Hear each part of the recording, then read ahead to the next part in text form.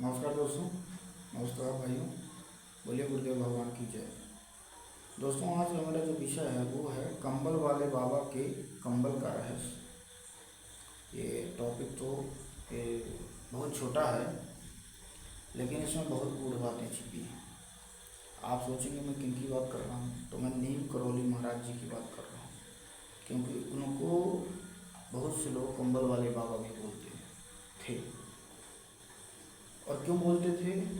क्योंकि वो पूरे साधना काल में, और जब तक वो रहे, तो आप देखे होंगे, कई बार फोटो में भी देखे होंगे कि वो कंबल ओढ़ के ही घूमते थे।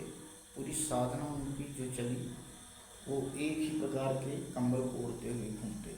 आप चाहे वृंदावन में उनको देखिए, चाहे उत्तराखंड में देखिए, साधना काल और साधना काल के बाद जैसे साधना तो हमेशा ही चलती रही उनकी, लेकिन आजीवन आप उनको कंबल ओढ़ के घूमते फिरते बैठते उठते देखिए।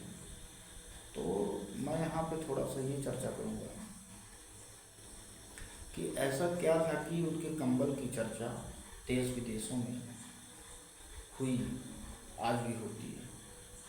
तो आप ये समझिए कि दुनिया के जितने चमत्कार थे, दुनिया की जितनी सिद्धियाँ थी, जो दुनिया की जितनी शक्तियाँ थी, सारी शक्तियों के राज, सारी शक्तियों के गूढ़ रहस्य उनके कंबल के अंदर छुपे थे।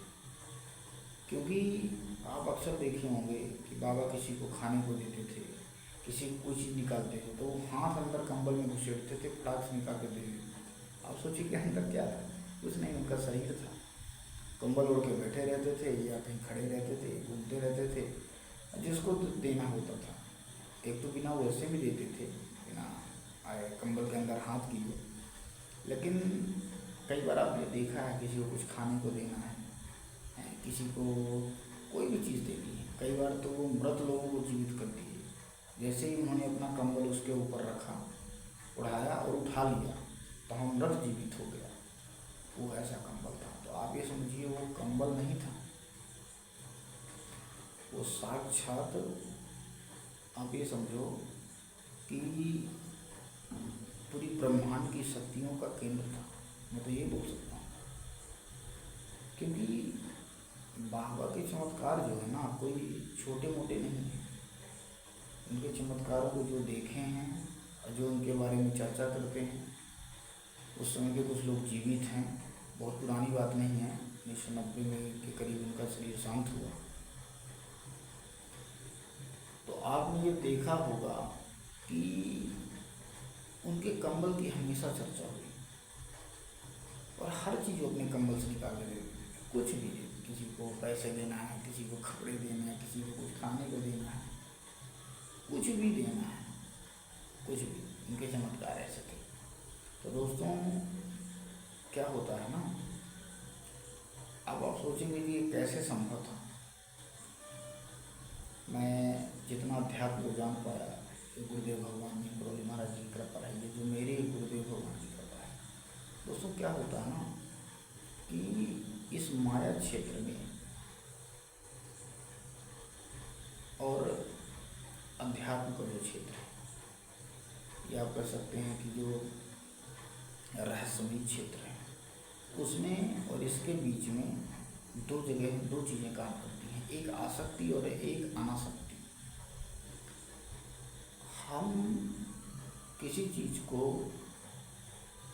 कब तक कहते हैं कि वो माया क्षेत्र की है, ये माया से ग्रसित है, जब तक हमारी आसक्ति है उस पर। कोई भी चीज़ हो, चाहे वो खाने की हो, चाहे पहनने की हो, चाहे पैसा हो, चाहे गाड़ी हो। आप जितने महापुरुष हैं जो सिद्धियाँ प्राप्त की, जो शक्तियाँ प्राप्त की, उनकी किसी चीज़ पे आसक्ति नहीं रह जाती, टोटल अनासक्त हो जाती है। अब क्या होता है कि मुझे ऐसा लगता है कि बाबा की आसक्ति सिर्फ उनके कंबल में ही थी, क्योंकि हर जगह से जब पूरी अनासक्ति, क्योंकि जहाँ जिस चीज़ पे आसक्ति खत्म हो जाती है, मतलब यदि किसी चीज़ के प्रति अनासक्त हो जाते हैं आप, तो वो चीज़ दिव्य बन जाती है। तो बाबा की जो आसक्ति थी पूरे संसार की चीज़ों छड़ गई थी, और एक जगह केंद्रित हो गई थी, वो था उनका कंबल। तो जब सारी जगहों की चीज़ों से, जगत की चीज़ों से उनकी आसक्ति हट गई तो वो दिव्य बन गई। दिव्य बन गई मतलब एनर्जी के रूप में बन गई, तो शक्ति के रूप में बन गई। एक तरह से आप कह सकते हैं कि सिद्धि, हर चीज़ सिद्ध हो गई उनके लिए। अब पूरी उन्होंने जितनी सिद्ध और शक्तियाँ थी जो अनासक्ति के द्वारा पैदा हुई, वो एक जगह केंद्रित कर दिए, वो था उनका कंबल। और शायद इसीलिए वो हमेशा वो कंबल लिए घूमते थे। ये मेरा अपना अनुभव है, जो मैं महापुरुषों को पढ़ा समझा, तो थोड़ा बहुत ज्ञान ध्यान और गुरु कृपा से प्राप्त हुआ। तो मुझे ऐसा लगता है कि चूँकि जैसे रामकृष्ण परमहंस जी थे, रामकृष्ण परमहंस जी, आप ये सोचिए कि जब भी वो उनका शरीर शांत होने वाला था, उसके 2-3 दिन पहले ही उन्होंने भोजन छोड़ दिया। हर जगह से वो अनासक्त हो चुके थे, मात्र उनकी जो आसक्ति थी वो भोजन पे थी। आप देखिए किसी भी वक्त वो उठ करके किचन में पहुंच जाते थे जहाँ उनकी पत्नी भोजन बनाती थी, किसी भी क्षण। क्यों? क्योंकि क्या होता है ना कि जब आदमी की आसक्ति पूरी तरह खत्म हो जाती है तो फिर आदमी वो शरीर रूप में नहीं रह सकता। शरीर रूप में रहने के लिए कहीं ना कहीं आसक्ति पालनी पड़ेगी, किसी न किसी चीज़ पे, किसी न किसी पॉइंट पे।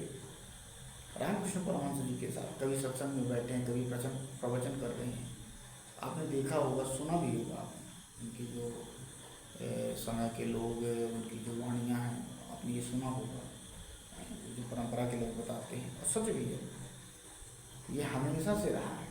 जैसे गुदड़ी बाबा का क्या था? गुदड़ी बाबा की जो आसक्ति थी उनके गुदड़ी में थी, क्योंकि हर जगह से अनासक्त थे। और जब हर जगह से अनासक्त हो गए तो सारी चीज़ें उनके लिए दिव्य थी, और जो चीज़ दिव्य है वो एनर्जेटिक है, वो एनर्जी है। पूरी एनर्जी को उन्होंने केंद्रित कर दिया अपनी गुदड़ी पे। इसीलिए तो गुदड़ी से कहीं पैसा झाड़ देते थे, कहीं भोजन झाड़ देते थे, कहीं कुछ भी निकाल देते थे वो अपनी गुदड़ी से। इसी प्रकार नीम करौली महाराज जी जो थे, वो कंबल के उनके कंबल का सिर्फ यही रहस्य है कि सारे संसार से अनासक्त थे। थोड़ी सी वो जो अपने आप को स्थूल रूप में जीवित रखा, उसका एक कारण था उनका कंबल। यदि कंबल से भी अनासक्त हो जाते तो और पहले वो शरीर त्याग देते, क्योंकि यदि कोई भी महापुरुष कहीं ना कहीं अपनी आसक्ति को केंद्रित करेगा तभी वो, नहीं तो फिर वो मुक्त हो गया। पूरी अनासक्ति बिल्कुल शून्य हो गया, वो तो फिर आकाशवत हो गया, उसकी अनासक्ति खत्म हर जगह से। ये आसक्ति खत्म हो गई, अनासक्त हो गया, मतलब वो न्यूट्रल, जीरो, फिर वो मुक्त शरीर छोड़ना पड़ेगा। तो इस शरीर को जो महापुरुष पकड़े रहे वो लोगों को कल्याण के लिए, और वो तभी संभव हो सकता है जब कहीं ना कहीं वो अपनी आसक्ति को केंद्रित कर देते हैं। तो दोस्तों, मैंने आज बताने की कोशिश करी, ये बहुत महत्वपूर्ण चीज़ है, इसको प्रैक्टिकल रूप में कोई नहीं बताता, मैं बताया। और जो भी मुझे ऐसा लगता है, क्योंकि मेरे पास ज़्यादा कोई ज्ञान तो है नहीं, गुरु कृपा ही है जो थोड़ा बहुत है।